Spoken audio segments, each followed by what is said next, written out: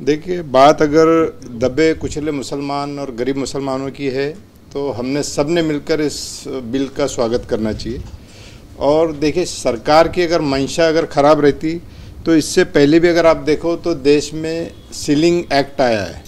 सरकार को अगर मंशा सरकार की ख़राब रहती तो वो वक्फ बोर्ड ही नहीं रखता। वक्फ बोर्ड क्यों रखता हो? वक्फ बोर्ड ही नहीं रखता। तो जो दबे कुचले मुसलमान हैं, जो गरीब मुसलमान हैं, सरकार उनको उनका अधिकार दिलाना चाहती है, उनका हक दिलाना चाहती है। अगर बात हम पिछले समय की करें, पिछले सरकारों की करें, तो मुसलमानों को उनका हक कभी मिला नहीं, उनका अधिकार कभी नहीं मिला। मैं ये सरकार से एक रिक्वेस्ट करना चाहूँगा, अपील करना चाहूँगा कि जितने भी देश के जो गरीब मुसलमान हैं उनको उनका अधिकार दे। उनको एक छोटे छोटे जो वक्फ बोर्ड की बहुत सारी जो लैंड है उसमें से कुछ हिस्सा वो उन गरीब मुसलमानों को देते जो उनके वो हकदार है।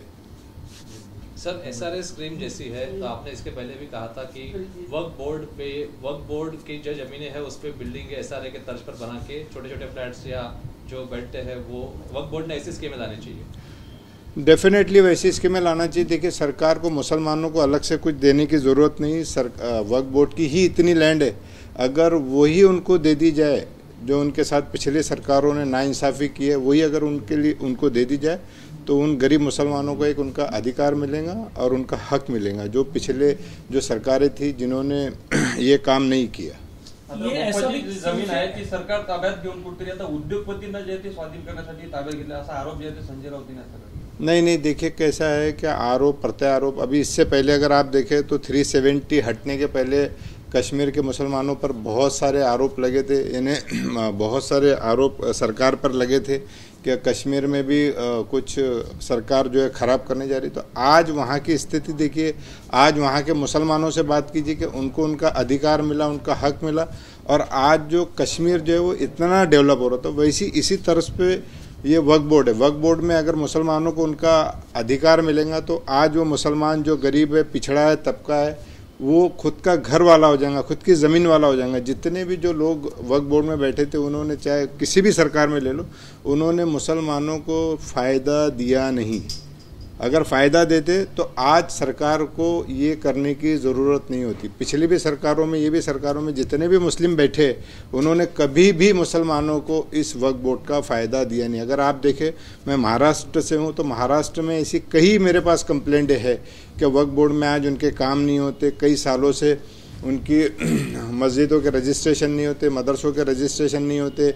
जो ज़मीनें हैं वो ज़मीनों पर उनको कुछ करने के लिए कुछ भी नहीं मिलता है। तो ये सरकार एकदम सही करने जा रही है मेरे हिसाब से, क्योंकि किसी न किसी पर सरकार का वॉच चाहिए कि भाई आप कर क्या रहे हो। ये वक्फ बोर्ड मुसलमानों के लिए है, ये खुद पर्सनल जो बड़े पैसे वाले मुस्लिम हैं उनके लिए नहीं है, ये उन गरीब मुसलमानों के लिए जो सरकार ने इसका गठन किया था।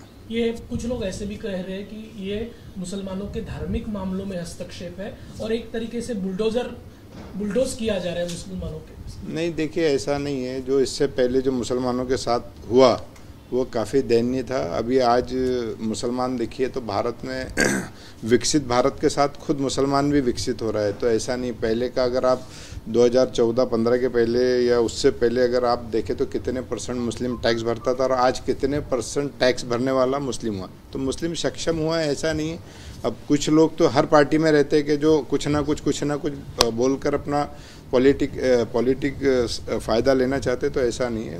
मुस्लिम अगर आप कश्मीर से कन्याकुमारी तक देखो तो सक्षम हुआ है। अगर आज मैं कश्मीर के मुस्लिमों की बात करूँ तो मैं वहाँ खुद जाता भी हूँ, वहाँ मेरा बिजनेस भी है। तो मुस्लिम जो है वहाँ पे एकदम सक्षम हुआ है। धार्मिक मामलों में आप इसे हस्तक्षेप नहीं मानते जैसा प्रश्न पूछा? नहीं, धार्मिक मामले में इसका हस्तक्षेप इसलिए नहीं है क्योंकि क्या है, हर किसी के धर्म का काम करने का तरीका अलग अलग होता है। तो इसमें धार्मिक का ऐसा कोई हस्तक्षेप नहीं है, उसमें कोई, मुझे नहीं लगता कि ऐसा कुछ है करके। ये बिल मंजूर हुआ तो दिल्ली में एक बड़ा आंदोलन शाहीन बाग की तर्ज पर खड़ा होगा, ऐसी धमकियां भी कई लोग दे रहे हैं। मैं उनसे बोलना चाहता हूं कि ये आंदोलन जब मुसलमानों के साथ पिछली सरकारें या ये सरकारें भी जो मुस्लिम लोग वक्फ बोर्ड में बैठे थे उनके खिलाफ क्यों नहीं किया गया? उन्होंने जब मुसलमानों को इसका फ़ायदा नहीं दिया तो उनके खिलाफ आंदोलन क्यों नहीं किया गया? उनको जेल में क्यों नहीं डाला गया? उनके खिलाफ आवाज़ उठाई क्यों नहीं गई? क्योंकि वो मुसलमान थे।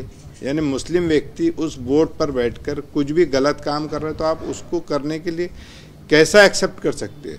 वक्फ बोर्ड में अगर देखिए, मैं बताता हूँ आपको, बहुत सारी सरकारों ने हमारे मुस्लिम मिनिस्टर भी दिए, चाहे इस सरकार हो या चाहे पिछली सरकार हो, लेकिन उन्होंने खुद का ही भला चाहा, उन्होंने मुसलमानों के लिए कुछ नहीं किया, खुद के स्वार्थ के लिए। आज इसलिए सरकार को करना पड़ रहा, नहीं तो हर समाज का प्रतिनिधि आता है, आप किसी भी समाज से पकड़े, वो प्रतिनिधि अपने समाज के लिए कुछ ना कुछ करता है। लेकिन मुस्लिम समाज में ही ऐसा हुआ कि मुस्लिम समाज का प्रतिनिधि आया, उसने मुस्लिम समाज के लिए कुछ नहीं किया। अगर वक्फ बोर्ड आज का नहीं है, वक्फ बोर्ड आप देखो तो 96 के आसपास से है, लेकिन वो 96 से लेकर आज तक उस वक्फ बोर्ड का गरीब मुसलमानों को कोई भी फ़ायदा नहीं हुआ।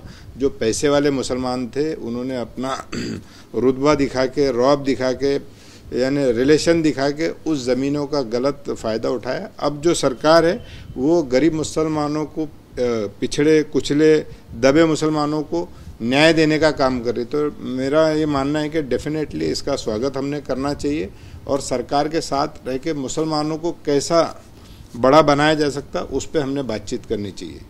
शिवसेना जो है इस पर, यानी उद्धव ठाकरे की शिवसेना और अजित पवार की राष्ट्रवादी, ये दोनों का इस पर मत जो है वो अब तक सामने नहीं आया, सस्पेंस कायम है। आपका आह्वान क्या है अजित पवार राष्ट्रवादी को और शिवसेना उद्धव ठाकरे? देखिए, ये एक मुसलमानों के हित में मेरे हिसाब से एक बड़ा कदम है, उसमें आपने देखना चाहिए, सोचना चाहिए, और मुसलमानों के हित में यदि है तो डेफिनेटली उसका स्वागत करना चाहिए। सरकार चाहे कोई भी रहे, अगर वो किसी के अच्छे के लिए काम करना चाहते तो उसका हम सबको मिलकर, चाहे विरोधी रहे या पास वाला रहे, सबको मिलकर उसका सपोर्ट करना चाहिए।